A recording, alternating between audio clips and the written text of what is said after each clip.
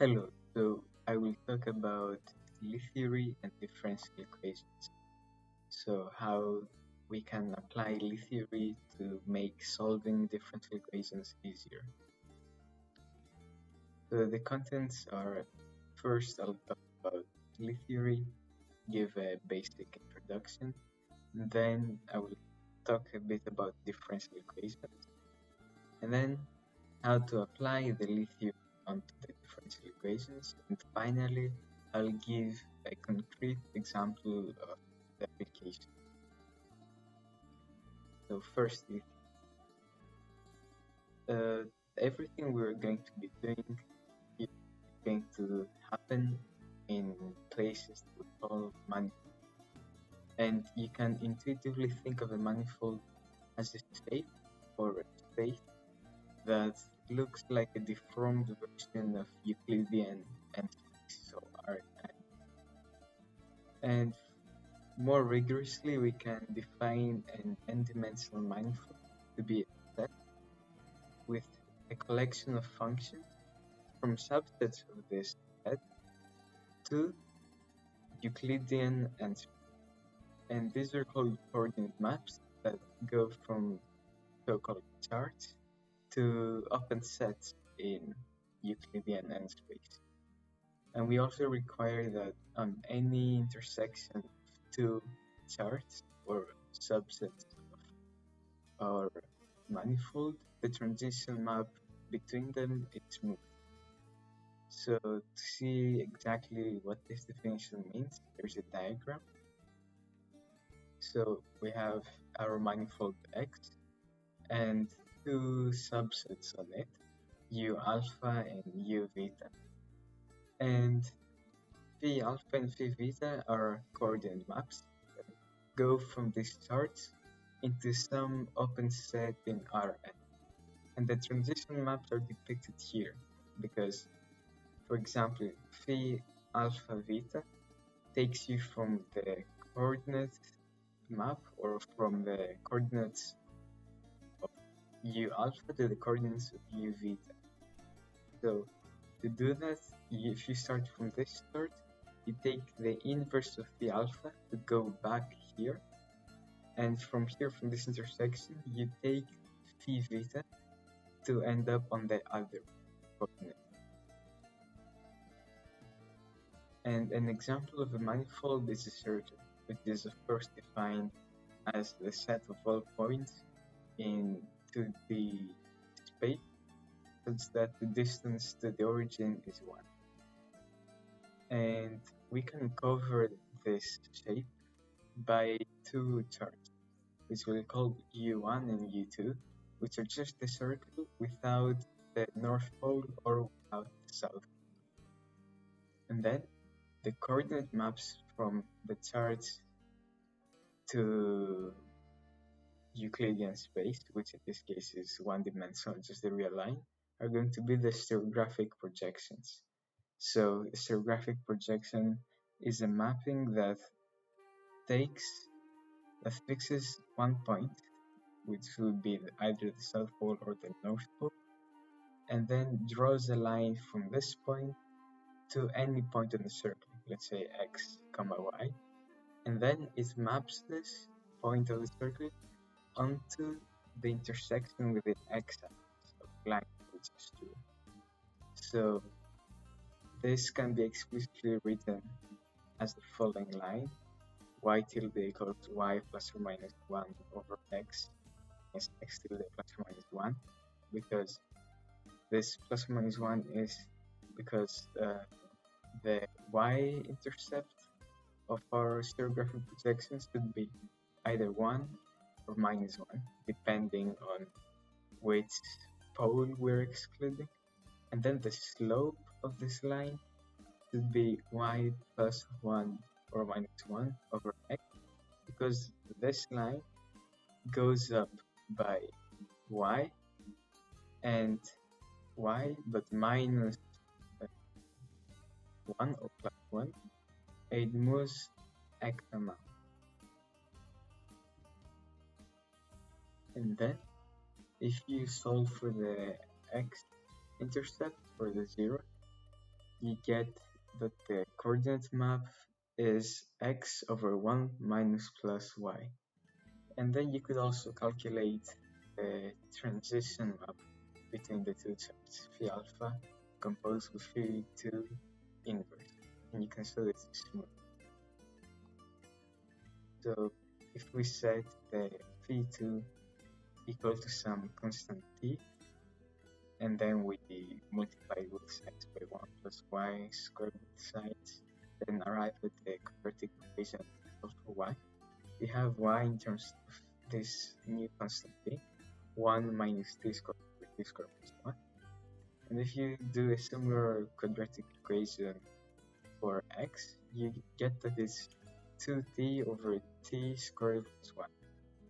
So we figured out that t2 inverse is these two values, and therefore composing it with phi1, you get the transition, which is just 1 over t. And clearly this is smooth away from the origin, since we're not considering the origin in our geographic projections. And another idea that will be useful later is the idea of a Jacobian, which you can now think of it as just a mapping that in local coordinates gives you the partial derivatives of a mapping between two manifolds with respect to each coordinate, and of course the base change. But later we will see more precisely what Jacobian is. Then another important concept that we need to develop the theory are groups, and intuitively you can think of groups as sets of symmetry. For example, this triangle here, you can transform it in these 6 ways to preserve its shape, so it's a symmetry. For example, if you rotate by 120 degrees or 140 degrees, you still have the same angle, so it's a symmetry. And therefore, the more formal definition of a group is that it's a strategy that is closed under an associative binary operation such that there is a two-sided identity element, and that all elements of the group can be multiplied by an inverse element to give the identity. So basically, you have an operation, for example, here is rotate, and there must be an identity, which here is rotated by nothing, since it's triangle still. And there must be inverse elements. For example, if you rotate 120 degrees forward, you should be able to rotate forward to arrive at the identity rotation. Now, we can define Lie groups, and Lie group is the combination of the two previous, a group and a manifold. The smooth manifold with a group structure, where the operation is smooth, is a Lie group. So you take points on the manifold and you can combine them with a binary operation, and if that turns out to form a group, then it's a Lie group.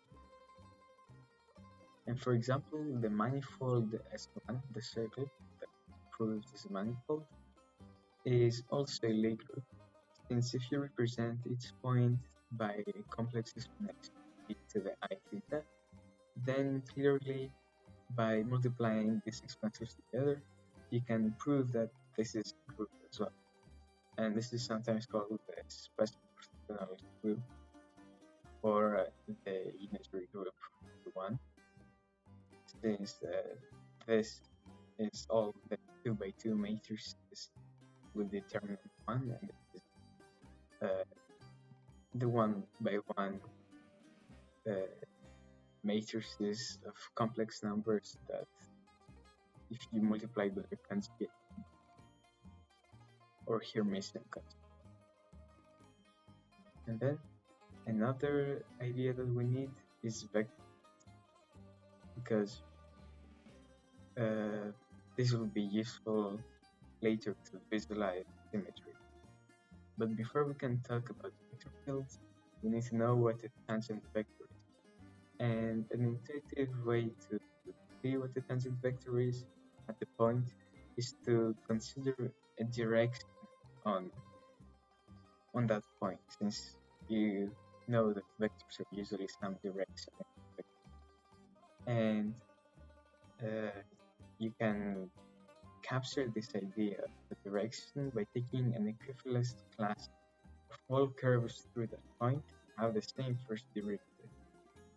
So this makes sense because if you Taylor expand a curve around a point, you see that the first two terms give you the equation of a line with a certain slope, and the slope being the first derivative of the curve.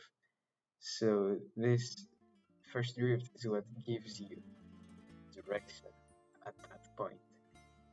And then an equivalent way to view tangent vectors is as directional derivative operators themselves, since the directional derivative obviously carries information of the direction, so it can be used to think of tangent vectors.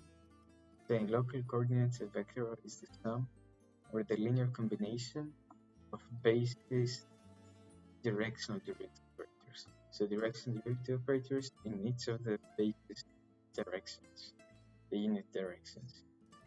And the VI here are the components, so by how much is its partial derivative weighted. So a vector field is a smooth assignment of vectors at each point in the manifold. So local coordinates again have the same sum, but the components are functions of the point of the manifold. So yeah, each point gets a different vector that can vary. And a very useful idea about vector fields is the integral curves. And these are parameterized curves, gamma, epsilon, that have the same tangent vector as the vector of the vector field at that point. So tangent vector of this curve with, again, first derivative of this curve should equal the vector field at the point where the curve is.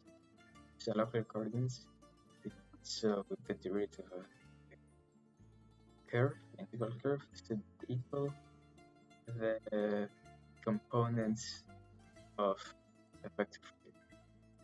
And therefore, if we let x equal this gamma epsilon, then we can rewrite this equation as a set of ordinary differential equations, which are dxi with respect to d epsilon is equal to xix, and this defines an integral. Okay, now we can talk about what a Jacobian is more accurately. So given a mapping between two manifolds, and we say that the Jacobian or the differential df is a linear map between the tangent spaces of two manifolds. The tangent space of m x, the tangent space of n and f. In a local coordinate, it takes one tangent vector m and gives out this. It gives the Jacobian, as you remember, the Jacobian of the mapping between manifolds as a vector in n, or the tangent space of n. Now, the useful property of connected Lie groups is that you can completely describe them by their tangent space at the end. And this is what we call a Lie algebra. But first we need to introduce some more concepts. So a vector field is called left invariant if under left translations it is preserved. So that means that left translation is, of course, when you pre-multiply a certain amount all the elements in the Lie group, and if you act on this on the vector field, then you need to use the differential of the translation, since that makes it better. Then it should give you the same look. Then this shows us that the vector field is completely determined by the identity, since the vector field is some point x, the same as that point x times the identity, and that gives us the differential of the left translation of the vector field at the identity, since it's just the identity, but then move or translate it back.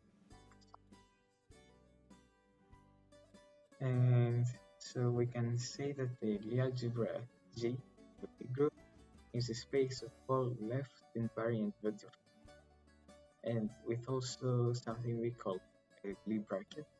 Is basically the commutator. So Lie bracket of x comma y is xy minus yx, which comes out to this sum of components, and this satisfies some properties. But this Lie bracket is not going to be very useful in this talk. So what is interesting about Lie algebra is that if you so-called exponentiate one of the Lie algebra elements, then you get more parameter subgroups of the Lie group. So what exponentiating means is just finding the integral curve of this element of the Lie algebra. So is again this differential equation. So now I will talk a bit about what differential equations are, and they are a relation between function and its rate of change. And a solution to such a differential equation is a function that satisfies the rule on a certain. For example, this differential equation is a function f is equal to its own derivative, and of course this has exponential value. Now what we will make use of is a geometrical interpretation of differential, and to do that we first need to talk about something called, this is where the differential equations really.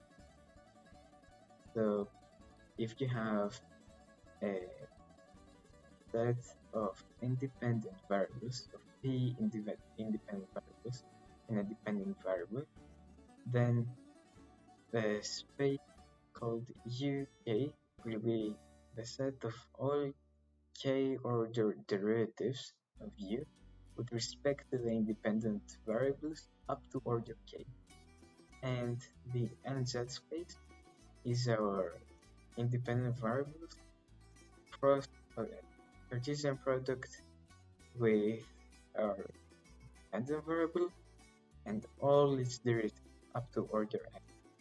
So for example, if we're considering two independent variables and one dependent variable, then our independent variables are x1 and x2, and our dependent variable is y as a function of x1 and x2. The that space of second order in this context will be x1, x2, y, yx1, yx2, yx1, x2, where the subscript means we're taking the derivative with respect to this one. And this is five-dimensional. So an nth order differential equation is a relationship between independent variables and the partial derivatives of a dependent variable up to order n. Therefore, we can interpret the differential equation as when a certain map is equal to 0, which this map will be from the nz space onto the real numbers, and it will encode the relationships that the differential equation. So for example, the differential equation, so in previous slide, it lives in the first prolongation of our manifold. The variables are time or function and the first derivative of the function at time. And the differential operator that captures this differential equation is the map from this first prolongation onto ft minus f as an element of R. Since whenever this ft minus f equals 0, then our differential equation is satisfied. So the way to see this geometrically is similar to how you can define a circle as a solution to whenever this function from R2 to R equals y squared minus 1. If this equals 0, then that's equivalent to a whole manifold, a circle. In the same way, a solution to our differential equation is a submanifold in the Z space, defined as all the points in our Z space such that our differential operator is equal to 0, or such that our differential equation is satisfied. And therefore, given a function, we say it's a solution if and only if its graph of its nth prolongation is completely within our solution submanifold. So if you prolong the function such that it gives you the values of its derivatives to order n, and if it's in the solution submanifold, then it's a solution. And what we'll use now is symmetries and transformations between graphs of solutions. In that way, we can move around in this submanifold and go from one solution to another. So now I will talk about how to differential equations.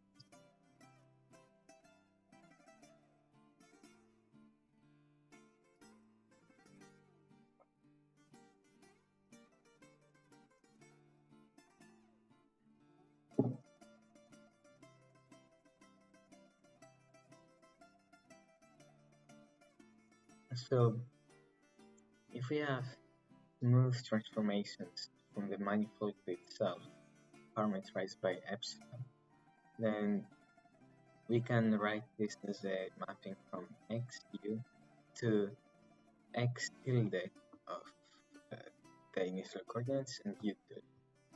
And this, of course, forms a one-parameter Lie group, which is what we're interested in. So a vector field that, when exponentiated, gives us such smooth transformations of the manifold will be of this form, where these component functions are equal to the partial derivative of these x tilde and u tilde variables with respect to epsilon. Since when you exponentiate this vector field, you integrate these components, so you get back this transformation, which is what you want. So without thinking geometrically, a group, when it acts on manifold M, is a symmetry of the differential equation if whenever u equals to x solution, then the transformed equation is also a solution. But since we are considering a whole Z space and not just M, a question that arises is how are the derivative variables of our Z space affected by the group of transformations? So the answer would be to prolong transformations from simply being within the manifold to being between the Z spaces of the manifold, to how the derivatives are affected. So I will derive the first prolongation of our vector field that generates our transformation. So okay, of course, the zeroth transformation of d simply t, so it transforms the function itself to u tilde equals f tilde x tilde, and f tilde is the Lie group element GE acting on F of x tilde, and this can be expressed in this form using the transformations of U to X, because you can see this if you invert this, the order changes, and you get X tilde inverse here at this right before X tilde, so that cancels, and then you're left with one Cartesian product with F inverse, and then composed with one Cartesian product F, and that cancels, of course, again, and you're only left with U tilde, which is the left hand side. So this is how this works. Then the first prolongation of this transformation should be the first derivative of transformation, or the Jacobian of U tilde. And if you apply the Jacobian and use the chain rule on this composition, and this fact that, as I said here, this just goes back to X, then we get that the first prolongation is the Jacobian of U tilde composed with one Cartesian product F of X times or composed with the inverse Jacobian, or 1 over the Jacobian of X tilde composed with one Cartesian product with F of X. And if you calculate the entries of this matrix, you can get an explicit formula for the first prolongation of G. And now to find the infinitesimal generator of this transformation, we must differentiate this with respect to epsilon at 0. So using the product rule, the chain rule, and this basic matrix identity, we see that the derivative with respect to epsilon of this transformation breaks up into these two terms by the product rule. And finally, we get this expression, which, if you write it in terms of components, gives us that the generating vector field first prolongation is Ci equal the derivative of C with respect to xi minus the sum from k equals 1 to p of the derivative of f with respect to xk times the derivative of p with respect to x. So the generating vector field of a prolonged transformation is just the vector field of a transformation plus the new components that we found for the first derivative, so for the first prolongation. And another way to write these coefficients here of the first prolongation is to use the total derivative. Find just basically the multivariate chain rule. So DIF equals DF dxi times ui plus ui times df over du plus the sum over all possible uij of df respect to uj and so on. So you can write it in a more simple way. And the second prolongation has the same form again as the first one, like this. And as you can tell, that this gives us a recursive form for the nth prolongation, which just recurses down up to the first. And of course, this is proven by deduction, but I will not prove it because it did proof. And finally, I can state what a symmetry of a differential equation is geometrically. So we say that a Lie group G is a symmetry of an nth order differential equation dx, un equals 0 if and only if, when you apply every infinitesimal generator of our Lie group on the differential equation, then it's still satisfied whenever the differential equation is satisfied. So this is just saying that the symmetry transformation whose prolonged generating vector field is always parallel to a solution manifold in a Z space. So any solution is still a solution after you've applied a transformation given by our infinitesimal generating vector field of our Lie group transformations. So from this result, these equations, we will start with an undetermined vector field and then impose it to try and find the components of the vector field that is the symmetry of our differential equation. So that's how you find the symmetry. You assume it is, and then you find the only possible components that would generate symmetry when exponentiated. So now I will give an example.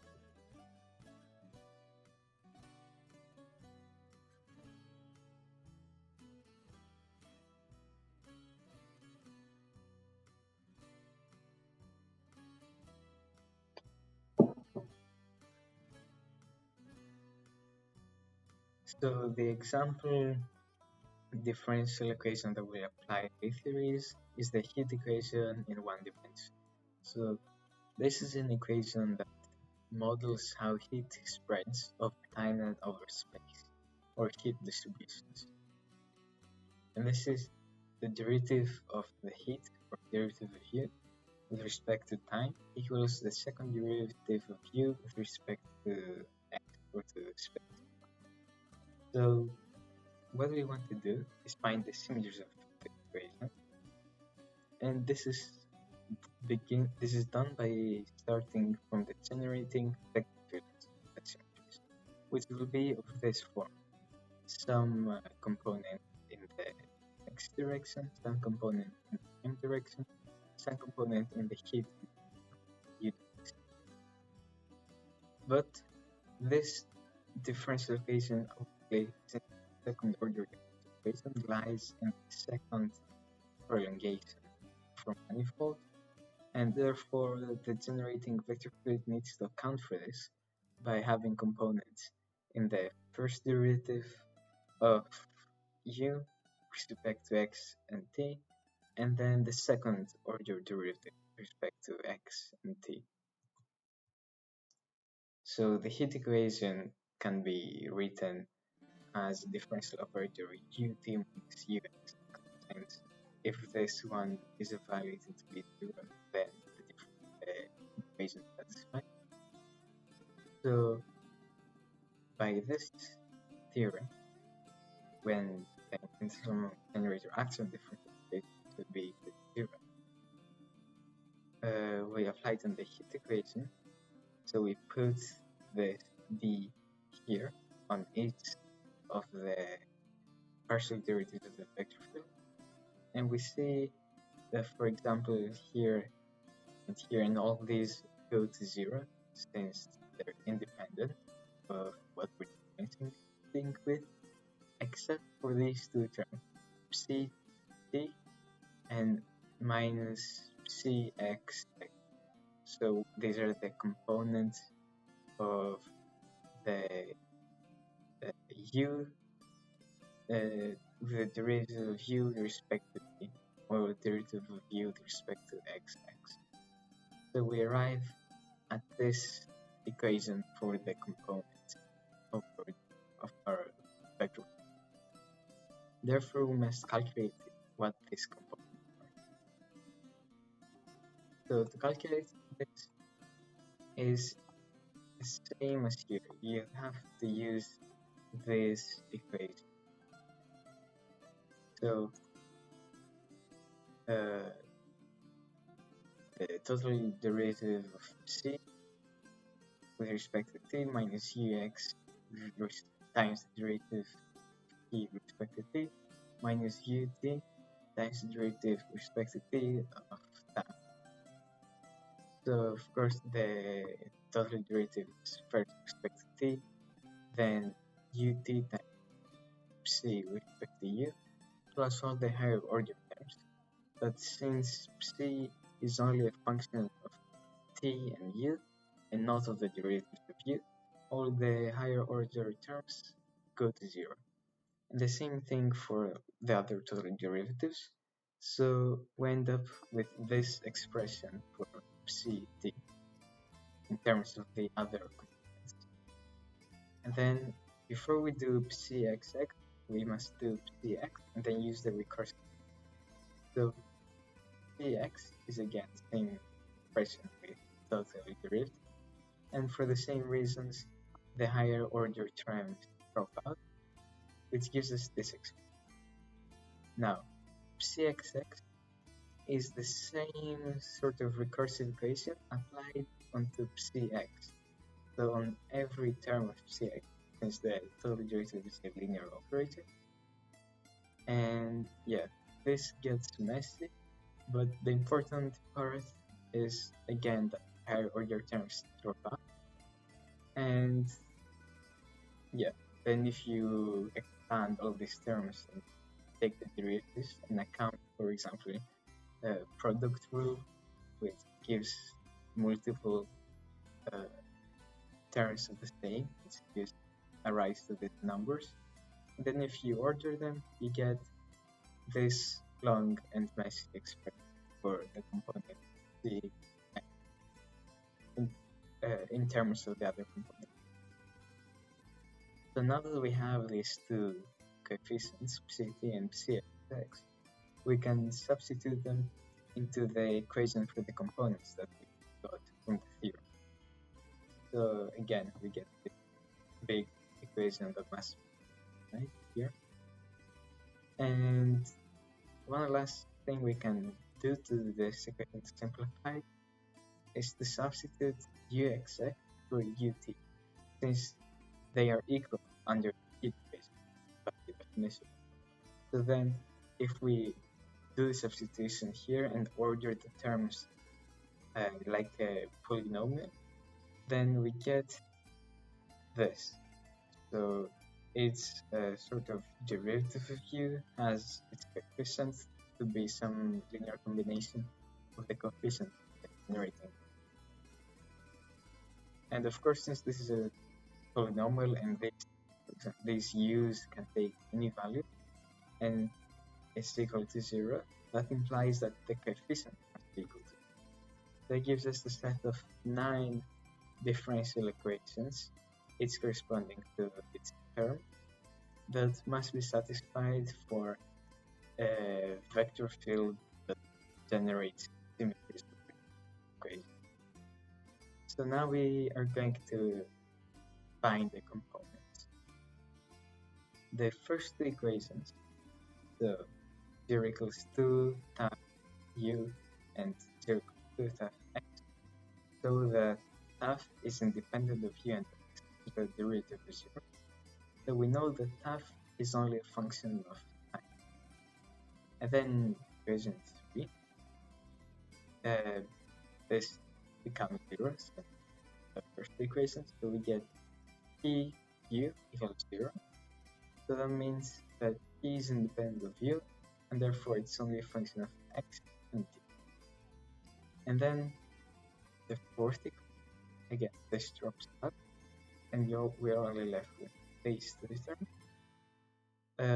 After integrating with respect to x to get t, we get that t is 1/2 times taf t of t times x plus some arbitrary integration constant or integration function sigma t. And then equation 5 here, this term drops out since he is not a function of u. So we get that psi uu equals 0, and therefore psi is some linear function of u. So it has some coefficients alpha and beta. We determined what psi is from integration. So equation 6 here, becomes 0 equals, okay, the first term drops out again because it's a second derivative, and then minus 2 alpha x minus 1 half taf tt minus sigma t, using this and this derivative here. And therefore, if you move these terms to the other side and integrate with respect to x, you get that alpha is equal to minus 1 over 8 times taf tt times x squared minus 1 half sigma t times x plus an integration function r or rho d. Now, equation 7 here is basically the heat equation, so it tells us that this psi, which we determined to be this linear function, satisfies this equation, which therefore means that if you match the components, it means that alpha and beta must also be solutions of the heat equation. And with the expression for alpha, we have, by applying a time derivative on alpha and then equaling it to its double space derivative, we get this equation. And therefore, since on the other side there is no triple derivative of taf and no second derivative of sigma, these two terms must be equal to 0. So we get that, yeah, we get this derivative. And therefore, if you integrate this, for example, taf 3 times with respect to time and sigma 2 times with respect to time, you get that taf and sigma are in the form of polynomials with some undetermined coefficients from integrating. And therefore, putting them back into this equation gives us that rho is also a polynomial, and therefore alpha too. And again, this has more consequences, which makes he and psi also written in terms of these coefficients from starting from these polynomials. But of course, the vita term here, okay, so this is alpha, but the vita term, you can't get rid of it. So it's still an arbitrary solution of the heat equation. And so it turns out that the coefficients of the generating vector field of the symmetries of the heat equation are polynomials with 6 arbitrary coefficients. Therefore, to find a set of vector fields that span the algebra, we must set all coefficients ci to 1, but no, we must set all the coefficients to 0, but 1 to 1. So you try out all the different, all the 6 independent vector fields. And of course, the beta term, as we said, will always be in psi. So this gives us an infinitely dimensional subalgebra psi vita, which is just vita times the derivative with respect to u, since psi is the component of u. And yeah, we can disregard it when calculating the other ones, since it will always be there. So if we set c1 to 1 and every other c to 0, and you go back and fill these values in the polynomial, you get that the he component is 0, taf component is 1, and psi, of course, is always going to be vita. And yeah, this just tells us that this first generating vector field is just the partial derivative with respect to time, since taf is 1. And yeah, if you do the same thing here, if you set c2 equal to 1 and the other coefficients to 0, you get this vector field, and then a third one, a fourth one, a fifth one, and finally a sixth vector field. And these are the vector fields that should generate our symmetries of the heat equation.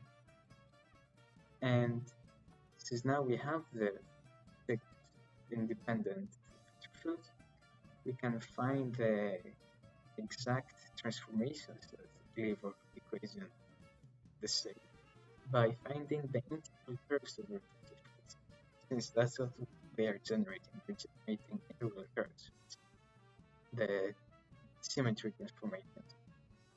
So again, remember the differential equation that characterizes integral curves. So if you do separation of variables, most of the times you can, and you just get this integral. And we will integrate this and then use the initial condition that the exponentiated vector field at epsilon equals 0 should equal the point you're at. So it should just be the identity, since epsilon is the parameter of the transformation. Okay, so for the first vector field, which is just the partial derivative with respect to time, x and u variables are not transformed, and only time is transformed. With using these integrals, you get that epsilon equals the exponentiated vector field c1 respect to time of time plus a constant, and using the initial condition, you get that the exponentiated vector field acting on time gives you the current time plus epsilon. Therefore, the first Lie subgroup G1, or the first transformation, is just a time translation, and it shows that the heat equation is time invariant, since these are symmetries. So this is a figure of x1, the first vector. You can see that if you move along the time axis, then you stay as a solution. And for the second one, have x2 equals x times the derivative with respect to x plus 2t as a derivative with respect to t. So there is no u mentioned, so u is not transformed. And for x, again, you do the same integral where you divide by the coefficient in front of the derivative. In this case, you get this, and using the initial condition and solving, we get that the action to x is multiplying by e to the epsilon, and the similar way for t, you get e to the 2 epsilon. And this is a visualization of this vector. If you travel along these curves, then your solution to the heat equation. So it's symmetry. And for the third vector field, now it's getting a bit more messy. So instead of writing the exponential vector field as x, and in this way, we will just use transformed variable. So again, the same integrals, and by solving and using the initial condition of the transformation time for is no transformation, we get the transformed time under x3 is t over 1 minus 4 epsilon t, and doing the same thing for x, and using what we found for t here, we get a similar expression, which is x3 equals x over 1 minus 4 epsilon t. And for u, we're going to use the two expressions we found for x tilde and t tilde, and put them here in the integral again that we need. And okay, following the integration steps, we get this.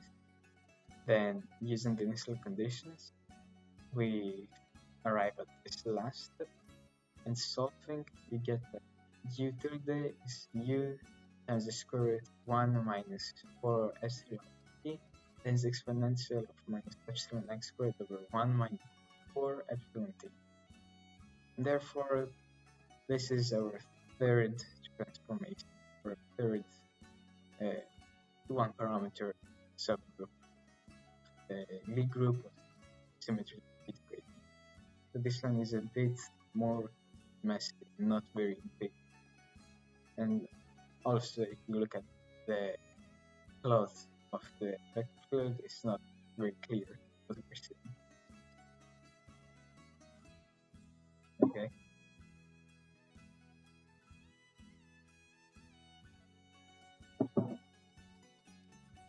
So now we have the fourth vector field, which is as there with respect to x.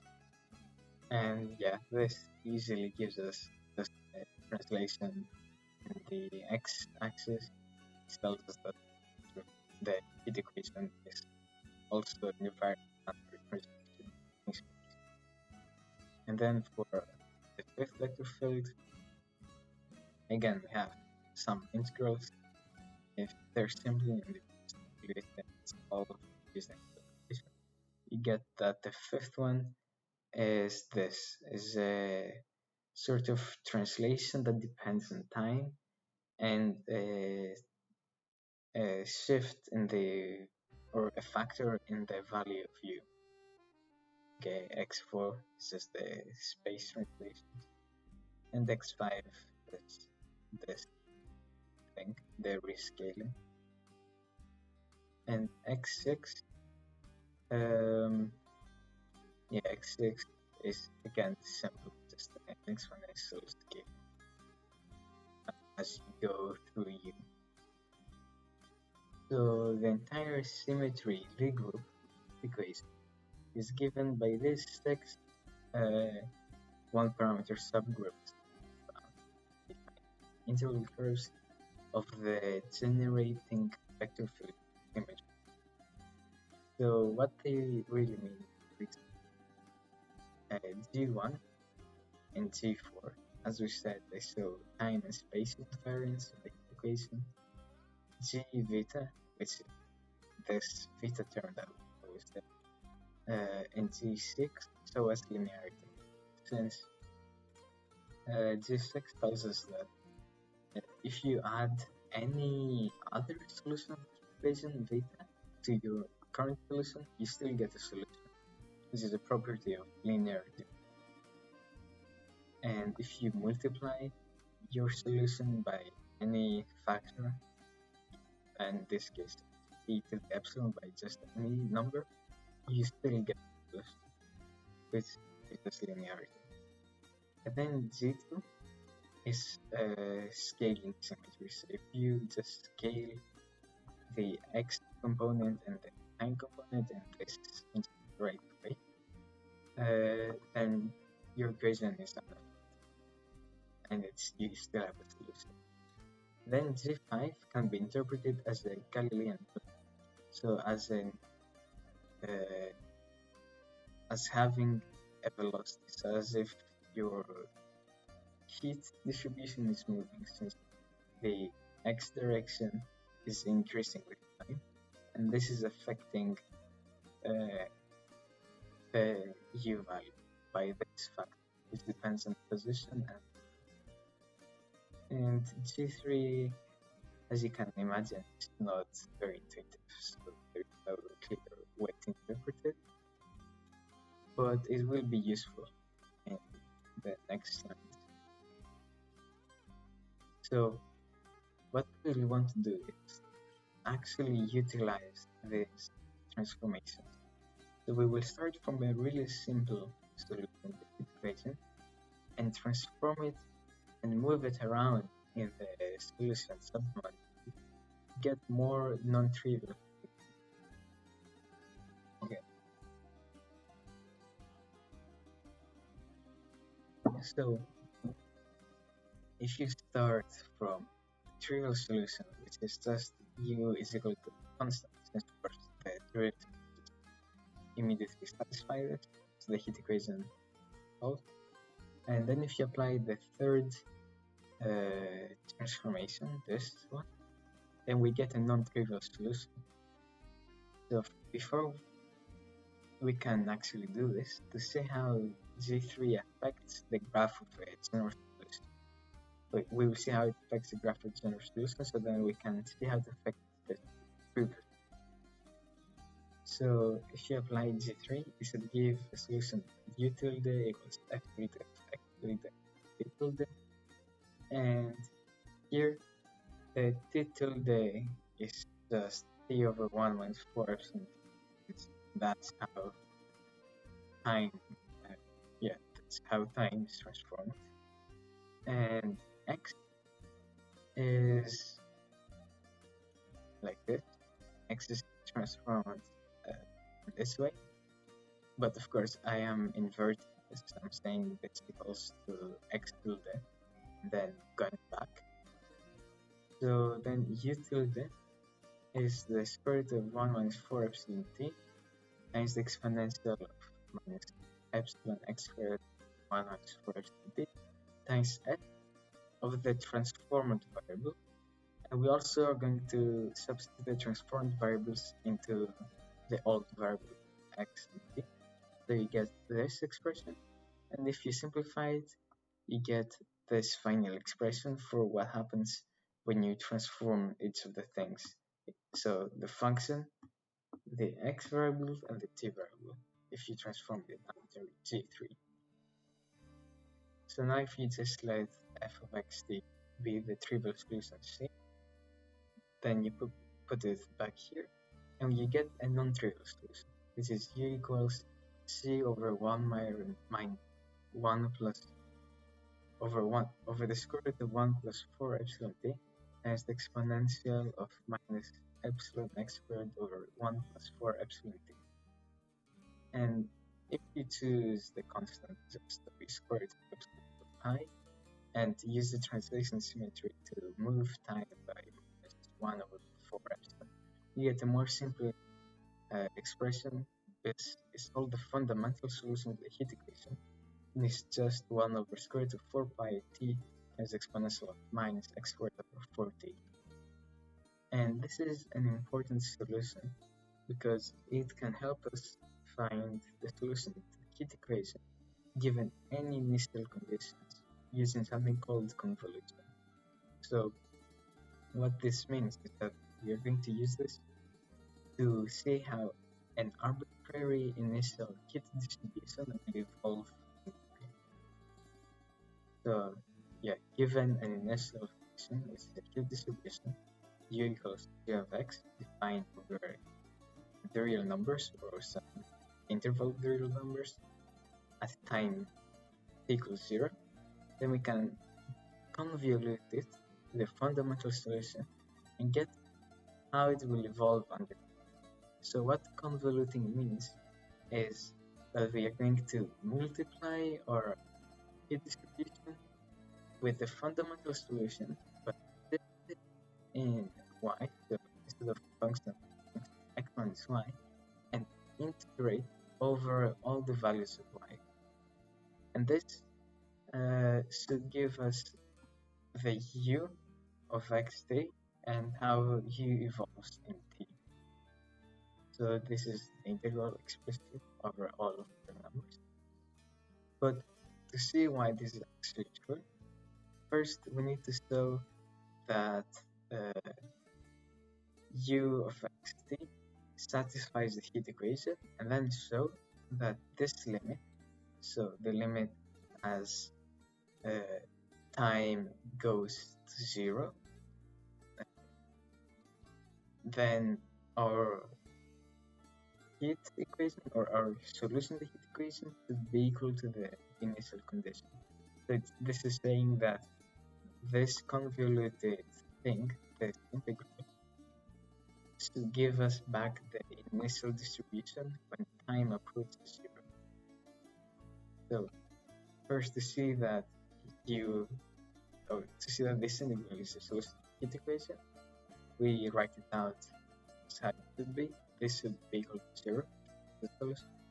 So if you write in terms of this integral, and then you bring the derivatives to the integral, then you get by the linearity of integrals, is phi t minus phi xi times gy dy. And since phi is the fundamental solution, it is a solution. So this difference is equal to 0 since it satisfies the equation, and therefore the whole integral is 0, and therefore u is 0. So, or therefore ut minus uxx is 0. So this does satisfy the heat equation. We have now to check that even though it does satisfy, it should give the initial distribution. So we need to prove a limit, this limit, as I explained before. So we need to show that given any epsilon greater than 0, there must be a delta such that the difference between xt and x0 minus 0, so the difference between a point in just a point in space and in arbitrary time, when it's close enough to time 0, then the difference between the value of u and the initial distribution should also be arbitrarily small. Okay, so first, if you look at this difference and use the normalization property of the fundamental solution, which this means that if you integrate the fundamental solution of all of space, you get 1. Then you can see that we can write this under 1 integral, since if you distribute this to the second term, then this integral becomes 1, and you're just left with minus g of x0, and you get this left hand side.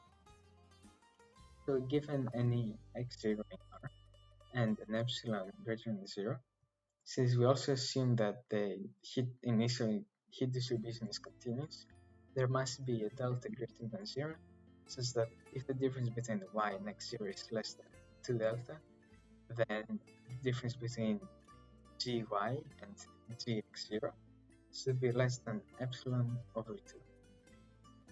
And now we can present this integral here over 2 different domains of integration.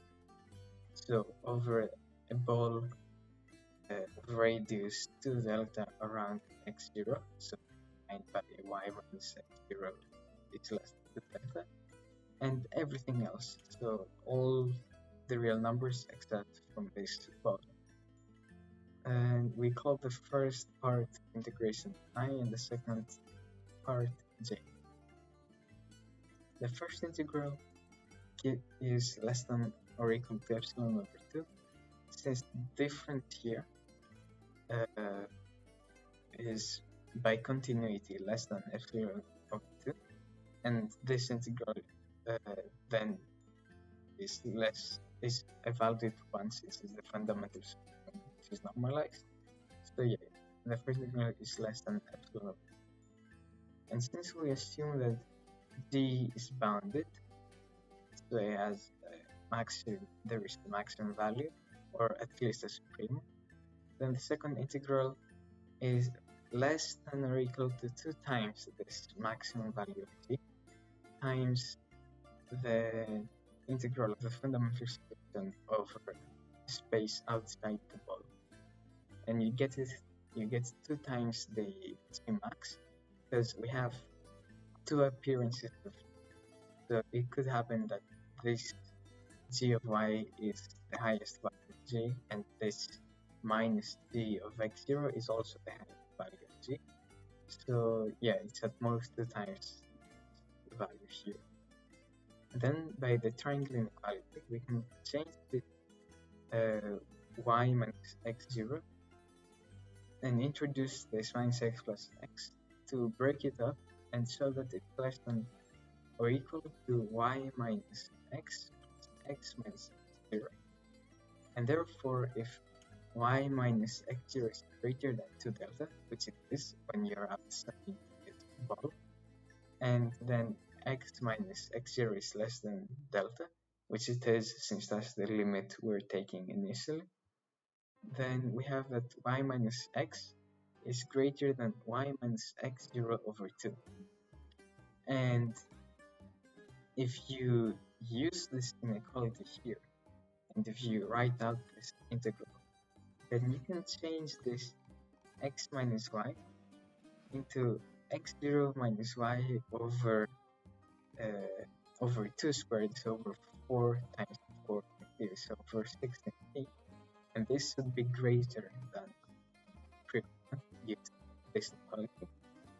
And then if you make a change of variables, so you set z equals y minus x over square root of d, and therefore dz equals 1 over square root of d times dt, then this integral simply becomes just the exponential discussed, but the domain of integration also changes due to the change of variables, and this time the radius of the ball that we're removing from the real numbers is divided by the square root of t, and therefore since we're taking time, the limit as time goes to 0, this radius becomes huge and eventually encompasses all of R fast enough such that the domain of integration becomes so small that we get 0, so that this j is 0. And therefore, if the difference between x0 and x is less than delta, then there is a gamma such that if time is less than gamma, then our integral j is less than epsilon, which is the same thing as saying that as time goes to 0, then the integral goes to 0 as well. Therefore, we can conclude that x0 r, there exists epsilon and delta greater than 0, such that a gamma greater than 0, such that if the difference between x0 and x is less than delta, time is less than gamma, then the difference between g of y xt minus x0 is less than epsilon. So basically our original, or this limit here. So this proves the limit, which shows that this convoluted solution gives the initial heat distribution at time 0. So using this proven knowledge, we can try an example, which for example is the initial heat distribution being sine of x, so a wavy thing. And if you do this convolution here, this integral, using a simple standard Gaussian integral, you get that u of xt, so as u evolves in time, is e to the minus t times sine of x. So at time equals 0, the initial condition is sine of x, but as time goes on, you have an exponential factor here that exponentially decreases the value of our initial condition, which intuitively just means that the heat is spreading over as time goes on. And yeah, that was my talk. And these techniques can be applied in many other differential equations. And you can learn more about this if you read the book by Oliver called Applications of Lie Groups to Differential Equations.